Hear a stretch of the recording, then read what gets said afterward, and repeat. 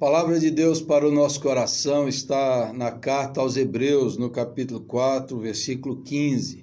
Antes eu quero contar uma história para você, baseada em uma peça de teatro. Eu não lembro o autor, que escreveu uma peça de teatro chamada O Grande Silêncio.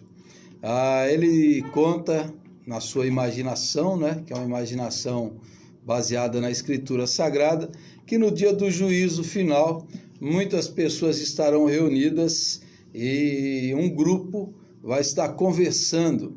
E eles estão indignados e revoltados contra Deus e estão se preparando para questionar o julgamento de Deus. Então alguns dizem assim: como é que Deus pode nos julgar? Como Deus vai exercer juízo sobre nós se Deus não sabe? Deus não conhece as coisas que nós passamos aqui nesse mundo, os sofrimentos dos seres humanos, as coisas terríveis que nós carregamos, enfrentamos, as nossas dores. Como é que Deus pode nos julgar? Então aquele grupo, nessa peça de teatro, aquele grupo reúne e eles falam assim: não, nós precisamos eleger alguém para ir lá conversar a Deus, questionar Deus, alguém que represente o sofrimento da raça humana, alguém que chegue diante de Deus e coloque: olha, Senhor, o Senhor não pode nos julgar. Então eles elaboraram alguns critérios para escolher uma pessoa para questionar Deus. Então eles falaram assim: essa pessoa tem que ser um judeu, porque é o povo mais sofrido da face da terra, é o povo mais perseguido, mais odiado, que foi mais massacrado, é o povo judeu. Então precisamos escolher um judeu. E alguém falou: essa pessoa que vai lá falar com Deus, ele precisa também ser uma pessoa que, quando ele nasceu, teve suspeitas sobre a sua legitimidade filial. Ele é alguém que tem que ter carregado esse estigma de ser um filho ilegítimo. E eles falam: então tem que ser um judeu, um filho ilegítimo, e desde o seu nascimento ele tem que sofrer perseguição. Ele tem que viver ameaçado de morte desde o seu nascimento. Ele tem que enfrentar pobreza, tem que ser pobre. Tem que ser uma pessoa que tem que fugir para não morrer. E daí eles vão elaborando um critério. E mais, ele tem que ter um trabalho tão difícil, que ele tem que carregar o peso desse mundo. E mais, ele tem que ser abandonado pelos seus, ele tem que ser rejeitado, ele tem que enfrentar traição, ele tem que ser acusado injustamente, ele tem que ser uma pessoa que tem que enfrentar difamação, calúnia, injustiça, ele tem que enfrentar dores físicas, emocionais, ele tem que enfrentar a pior morte que alguém possa enfrentar. Então, nessa imaginação, nessa peça de teatro chamada O Grande Silêncio, eles estão, no dia do juízo final, estão planejando escolher uma pessoa para confrontar Deus, para dizer para Deus que Deus não podia nos julgar, porque Deus não conhecia as nossas dores. E no final dessa seleção, desse critério que eles elaboram, quando eles elaboram todo esse critério, de repente, eles param e ficam em um grande silêncio. E todos eles percebem que aquele homem que eles estavam escolhendo, porque Deus não conhecia o sofrimento, de repente eles ficam em silêncio e eles se tocam que Deus era essa pessoa, que Deus conhecia, que Deus se fez carne, que Deus se fez gente. Eu lembrei desse teatro ao ler esse texto de Hebreus capítulo 4, versículo 15. Observe: porque não temos sumo sacerdote que não possa compadecer-se das nossas fraquezas. Antes, foi ele tentado em todas as coisas à nossa semelhança, mas sem pecado. Acheguemo-nos, portanto, confiadamente junto ao trono da graça, a fim de recebermos misericórdia e acharmos graça para socorro em ocasião oportuna. Esse texto está dizendo que o nosso grande sumo sacerdote, o nosso grande Redentor e Salvador, ele pode se compadecer de nós. O nosso Deus, o nosso Salvador, Ele tem compaixão das nossas fraquezas. E a palavra compaixão, compadecer, palavra paixão no grego é patos, de onde vem patologia, dor. Compatos significa que Jesus sente a nossa dor. Jesus sente a nossa dor, ele sabe e conhece as nossas fraquezas. E o conhecimento de Jesus não é teórico, não é conceitual. O texto de Hebreus está dizendo que Jesus experimentou as nossas dores, que ele foi tentado igual a nós, sempre. O nosso Salvador não é um Deus impassível, distante, indiferente, nesse tempo de tanto sofrimento que nós estamos passando, de tanta dor. Ontem eu assisti o jornal e vi tantos caixões, tantas mortes, tanto sofrimento. Vi aquelas filas enormes do povo pobre, carente, para receber benefício do governo. Tanta gente sofrendo, tanta gente morrendo, tanta família enlutada. Onde é que está Deus no meio de todo esse sofrimento? Como está o coração de Jesus? Como está o nosso Deus? Deus não está ausente, Deus não está distante, Deus não está indiferente, Deus não está impassível. O nosso sumo sacerdote, ele sente as dores, ele tem compaixão, ele sabe o que é sofrer, ele sabe o que é ser pobre, ele sabe o que é passar necessidade, ele sabe o que são as dores do ser humano. É por isso que ele se compadece de nós, das nossas fraquezas, ele entende. E aí Hebreus capítulo 5, versículo 7 diz assim: ele, Jesus, nos dias da sua carne, tendo oferecido com forte clamor e lágrimas, orações e súplicas a quem o podia livrar da morte, e tendo sido ouvido por causa da sua piedade, embora sendo filho, aprendeu a obediência pelas coisas que sofreu, e tendo sido aperfeiçoado, tornou-se o autor da salvação eterna para todos os que lhe obedecem. O nosso Salvador sente as nossas dores e expressa. O texto bíblico diz que ele expressou com forte clamor, dor, orações e lágrimas ao Senhor. O nosso Deus chora, o nosso Deus sente as nossas dores, ele é solidário. Ele é compassivo. Os seus filhos não precisam sofrer sozinhos. Ele sofre conosco. Ele sofre a nossa dor.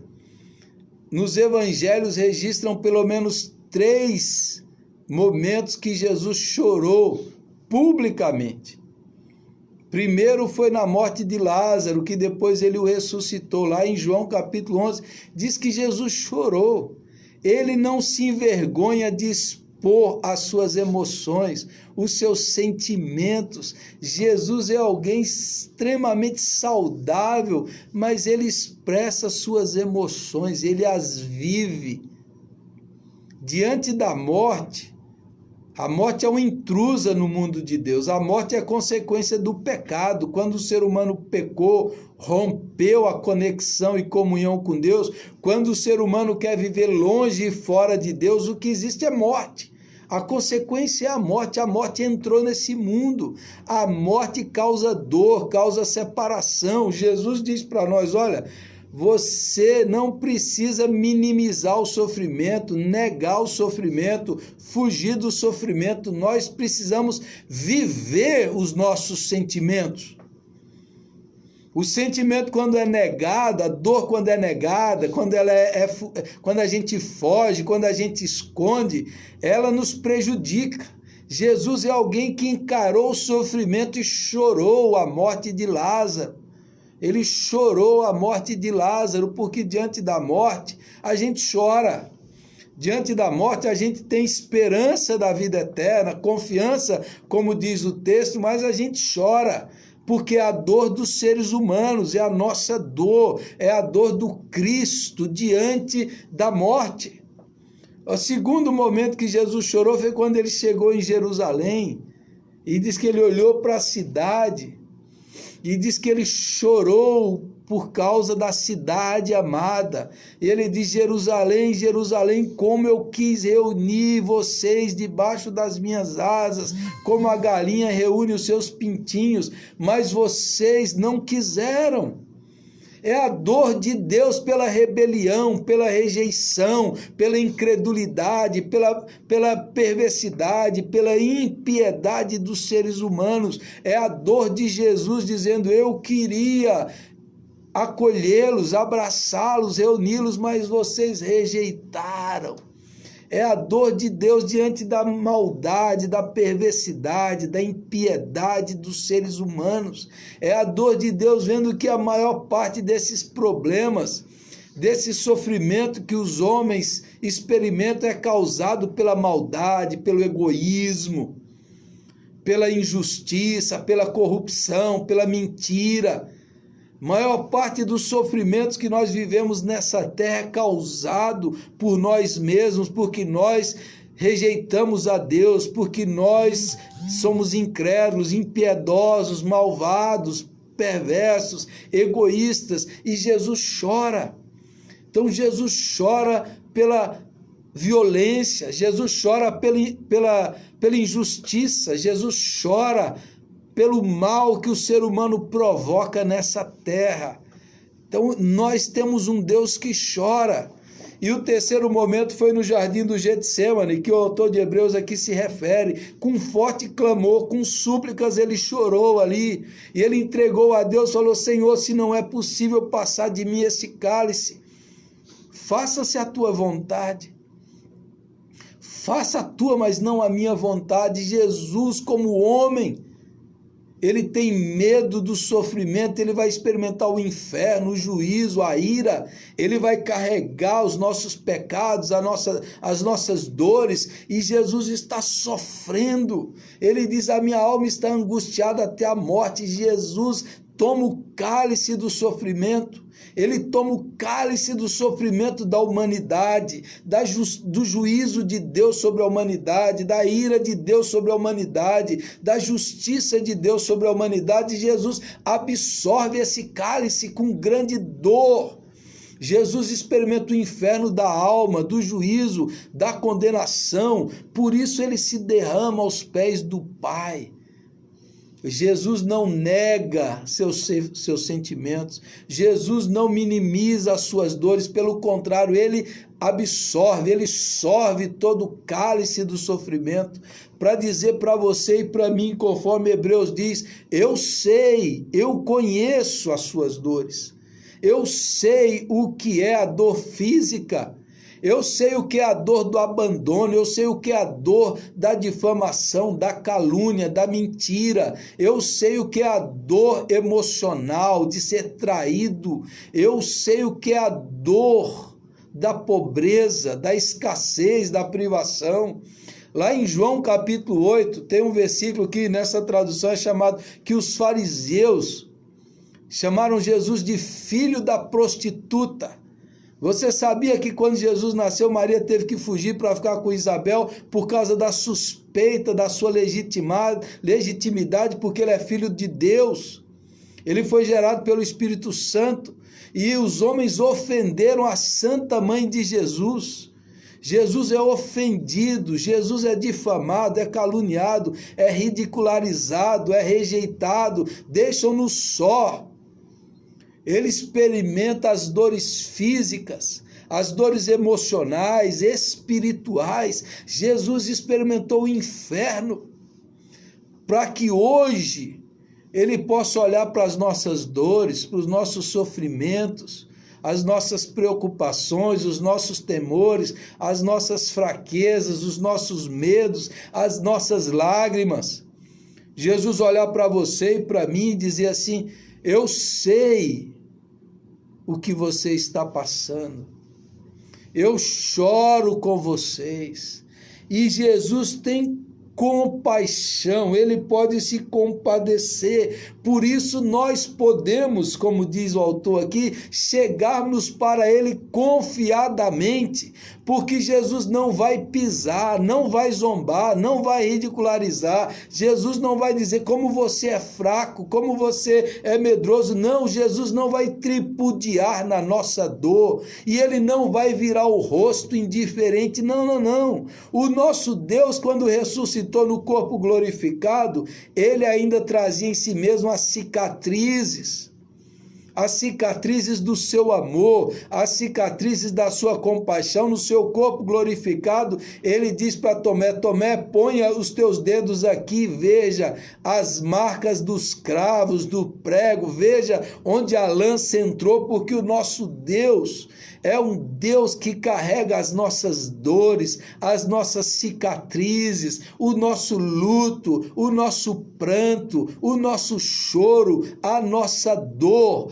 Nós temos um Deus que sabe o que é a solidão, que sabe o que é o luto. Nós temos um Deus que conhece profundamente, intensamente a sua dor.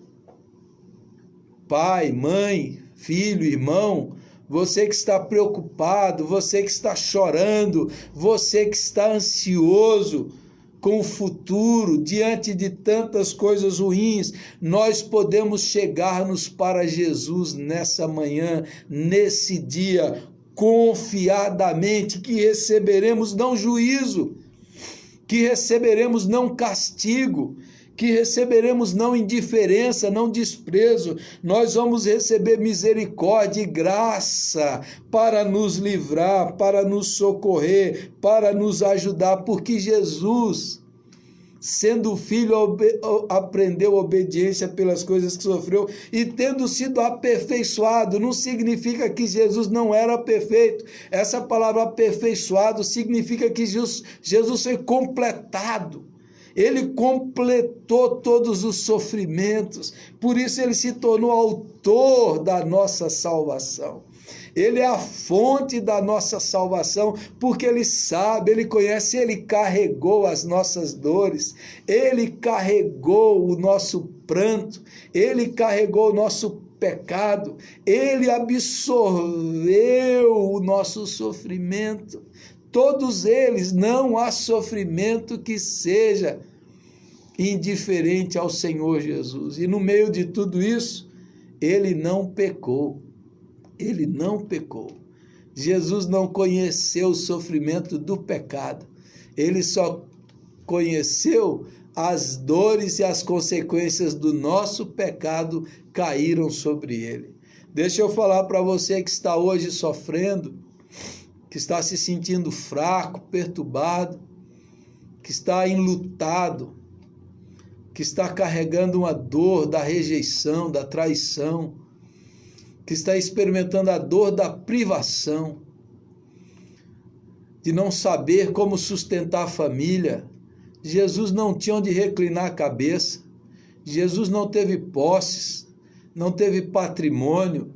Jesus viveu essa vida aqui na terra, confiadamente no seu Pai, para dizer para você nessa manhã, com toda certeza, com toda segurança, você não está sozinho. Você não está sozinho. Você pode ir até Jesus e ele vai estender para você a mão perfurada pelos cravos, para dizer: eu conheço, eu tenho cicatrizes. Eu sei o que é isso, eu sei, eu vivi aí, eu passei por tudo isso, e por isso ele sente a nossa dor, ele tem compaixão, ele sabe, ele conhece, e ele vai estender a mão. Nós vamos encontrar graça, misericórdia, porque o nosso intercessor, o nosso Redentor, ele é solidário, ele estende a mão para você, ele se compadece de você, ele te socorre, ele te ajuda, Ele te conforta, Ele te consola, Ele te supre, Ele está do seu lado, Ele está aí perto para enxugar suas lágrimas, para fortalecer o seu coração, para aumentar a sua esperança, para acalentar você nos seus braços, para dizer para você: filho, confie, eu estou contigo. Eu estou operando a tua salvação, eu estou agindo na tua transformação, eu estou te socorrendo, eu estou consolando você. O nosso Deus não está indiferente. Onde está Deus no meio de tantas dores, pastor? Ele está chorando com os enlutados, Ele está confortando a mãe, o filho, a filha. Ele está socorrendo o fraco, Ele está tocando no coração daqueles que podem, para que sejam solidários, para que sejam compassivos conforme Ele é. Ele está operando no coração da humanidade para dizer para nós: olha, vocês são um só, não há ninguém que morra, que a humanidade também não perca um pouco. Ele está nos chamando para sentir a sua compaixão, Ele está nos chamando para sentir a sua dor, Ele está nos chamando para sermos também compassivos, solidários e misericordiosos. Ele está nos chamando para chorarmos juntos, porque Ele chora com os que choram. Ele está chamando para que a gente busque-o com fé, confiança e esperança. Ele está nos convidando nessa hora para buscarmos a sua misericórdia, a sua graça, o seu socorro, o seu livramento, a sua misericórdia, a sua intervenção para cessar esse tempo de dor, para enxugar dos olhos toda lágrima, para tirar o desespero, para que a gente sofra com esperança, para que a gente sofra com fé, para que a gente sofra com essa convicção que o autor da salvação eterna está agindo na nossa vida. Nós não estamos desamparados, nós não estamos à deriva, nós não estamos jogados de um lado para o outro. Ele está conosco, Ele segura a nossa mão, Ele nos fortalece, Ele nos enche a alma de esperança para dizer: nós vamos passar por isso, nós vamos experimentar toda a força de Cristo, toda a graça de Cristo, todo o amor de Cristo, e nós vamos sair mais fortes e fortalecidos. O povo de Deus vai sair mais solidário, amoroso, confiado na sua graça. Eu convido você a levar a sua dor até Jesus, levar o seu choro até Jesus e experimentar o conforto que vem dele. Nosso Deus e nosso Pai, o Senhor conhece a dor, o sofrimento e as lágrimas de cada um dos teus filhos e filhas nessa manhã. Senhor, o Senhor conhece a intimidade, a profundidade do coração. O Senhor sabe de todas as dores. Agora, meu Pai, eu peço, alivie o fardo, conforte o coração, refrigere a alma, restaure o ânimo, alimente a esperança e socorra aqueles que sofrem. Visita, Senhor, com a tua graça e misericórdia, cada um dos ouvintes nessa manhã. Manifesta o teu poder, a tua graça, estende a tua mão e levanta os fracos, os caídos, restabelece em nome de Jesus, fortalece e conforta. Eu creio, eu sei, eu confio que tu és o autor da salvação eterna, que em ti nós temos toda esperança e graça. Em teu nome, Jesus, eu oro e te agradeço. Amém.